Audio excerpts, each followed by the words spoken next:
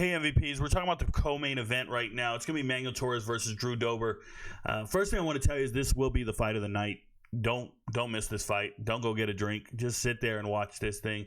These are two meat eaters, bro. These guys are going to bang. They don't know any other way to fight. They're going to bring it.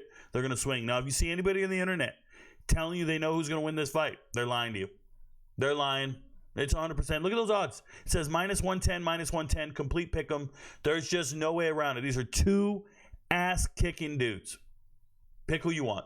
That's the reality of the situation. Pick who you want. So I'm going to talk to you about Manuel Torres first.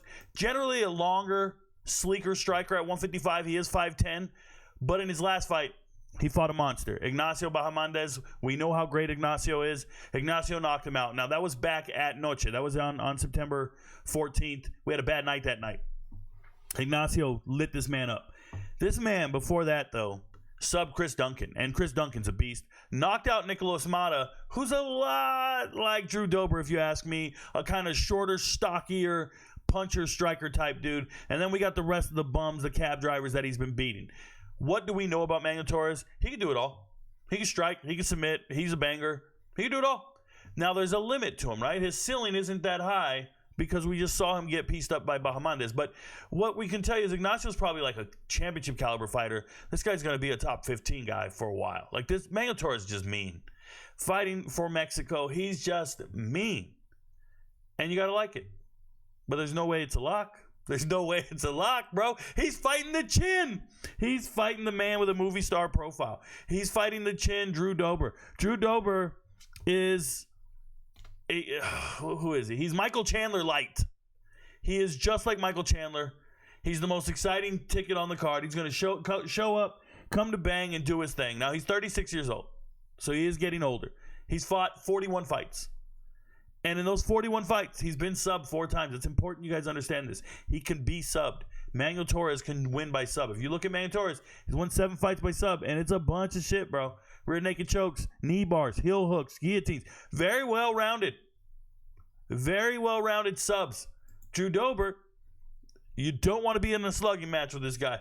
You don't. You don't want to throw them things with Drew Dober. Drew Dober's mean, bro. And the crazy thing is, like, Drew Dober doesn't have the greatest chin. But, man, does he have the most courage. You know, I used to tell my soldiers when I was teaching them how to fight, I would say, the willingness to close with the enemy is what it takes. Like, you got to be willing to go and close with the enemy. Drew Dober's got that in spades, bro. He's ready to go bang right now. There's nothing he won't do.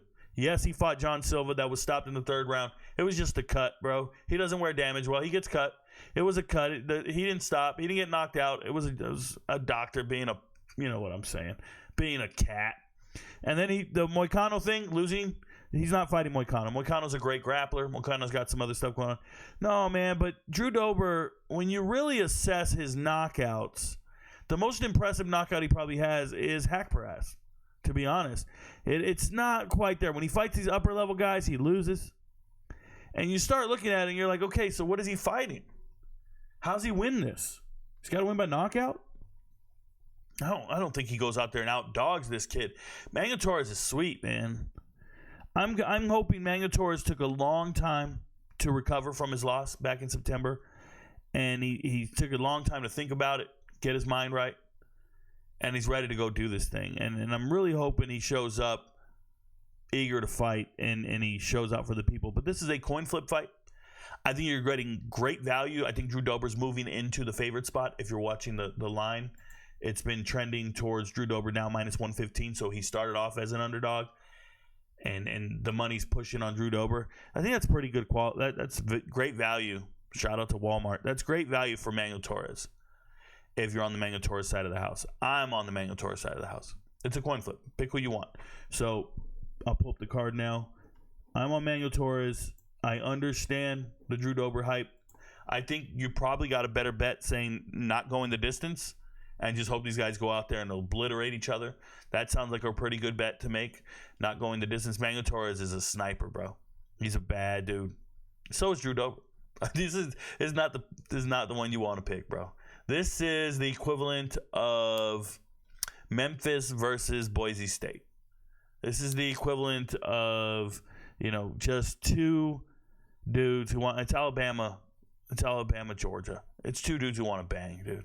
They want to figure it out on the field. Oklahoma, Texas type shit. Seriously. Maybe that's a little more accurate. It's just two dudes that want to go out there and get it. Any rivalry out there. Shout out to Manuel Torres being Mexican in Mexico City. Give me Manuel Torres. It's going to be tough. All right, peace.